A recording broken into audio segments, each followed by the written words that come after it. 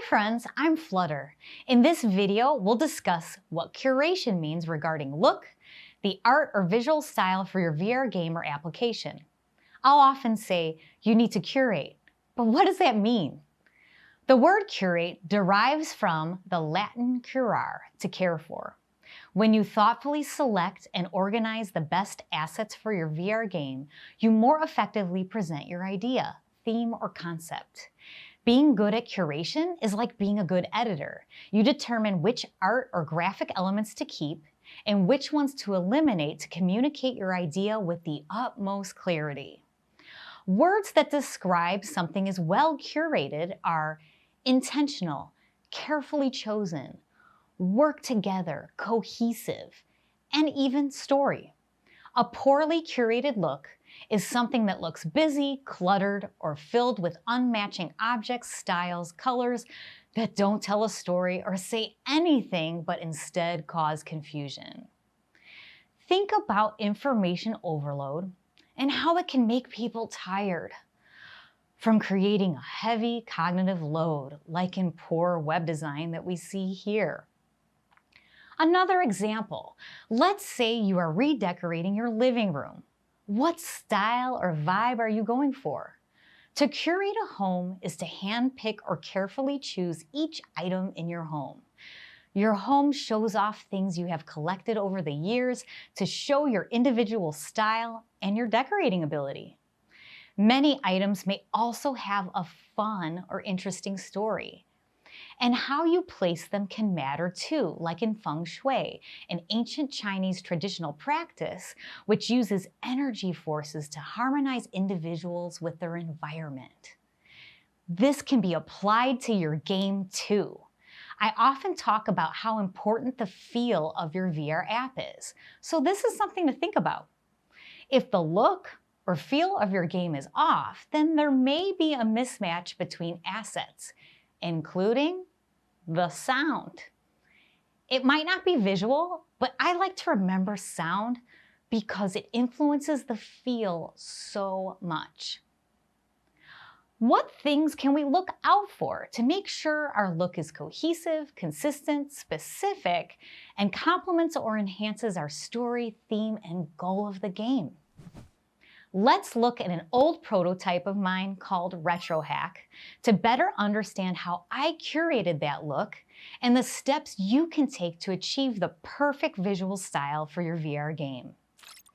Define your artistic vision. Begin by establishing a clear artistic vision for your VR game. Decide on the style, mood, and atmosphere that you want to convey. Here's the mural board I created for this short project. It's less extensive than the one I use with clients, but has the important parts. For this prototype, I wanted the vibe to be a little mysterious, but not too ominous, so it needed to stay fun.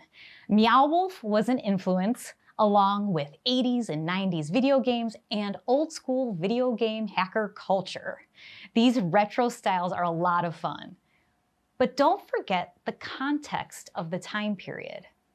There might be some good questions to ask, like, who is really in control here? Determine art style. Once you've defined your vision, decide on the actual visual style of your game. One of the first things I ask clients is to choose a visual style, starting with what inspires them. Your style could be realistic, stylized, cel-shaded, low poly, the list goes on. Make sure that the style you choose complements the overall theme and gameplay. There may be elements to borrow from your influences and inspiration and translate them into VR. Here I went for a more realistic look juxtaposed against fantastical lower poly to give the vibe some uncertainty, which we'll talk more about later. Color palette and lighting. Select a color palette that suits the mood of your game. Pay attention to lighting, as it can greatly impact the atmosphere. For example, warm tones for a cozy environment, cool tones for a sci-fi setting, and so on. In this case, I used bold, vibrant colors, which is common for me in my style. You may want to limit your color palette, which makes it easier to stay consistent by working within restrictions. Pay attention to how light reflects off certain colors. A common best practice is to stay away from true black and white, which can be too harsh on eyes in VR. So choose grays or slightly off-white or off-black. Texture and material choices. Choose textures and materials that align with your chosen style. Consider factors like reflectivity, roughness, and normal maps for a realistic appearance, or solid colors such as vertex colors for low poly, which also saves on performance. Here you can see that I used emissive materials that mimic sci-fi lighting and the glow of computers and electronics. Neon, a color choice, but also a material one, can be seen a lot here, pointing back to the 80s and 90s timeframe. Object and character or environment choice.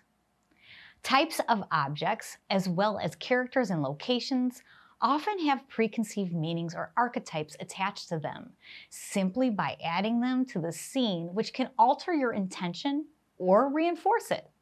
A VHS tape clearly shows a certain time, as does arcade games. Robots and computers in general have preconceived meanings, just like old tech.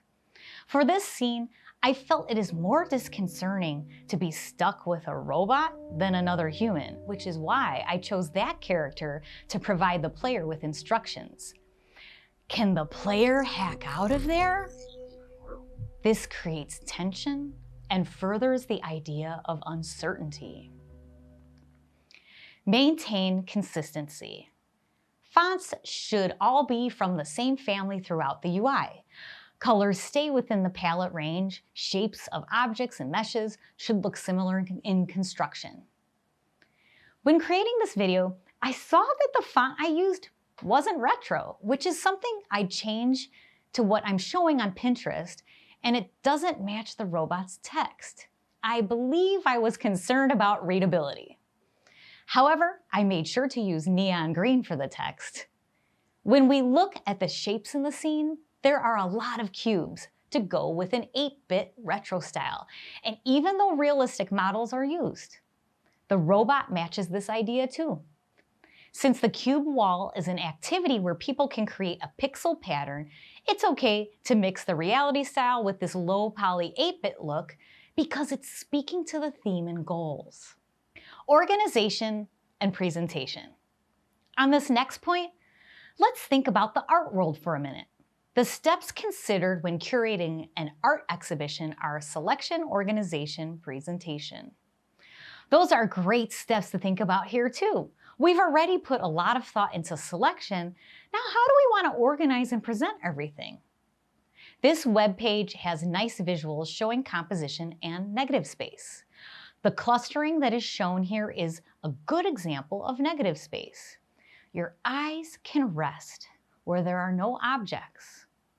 Otherwise, they'll be jumping from object to object in the more cluttered setup. Again, we can think of the feng shui idea and make sure how we place objects flows and feels good, which can be determined through user testing. If you haven't seen my short about that, I've got some quick tips to make sure you get the most out of testing. In this scene, I have the computer right in the center because that's the main action the player needs to take. Then, because I like creating open environments, I have other activities around the perimeter. It's a simple setup, but easy to navigate for a quick game. Optimize for performance.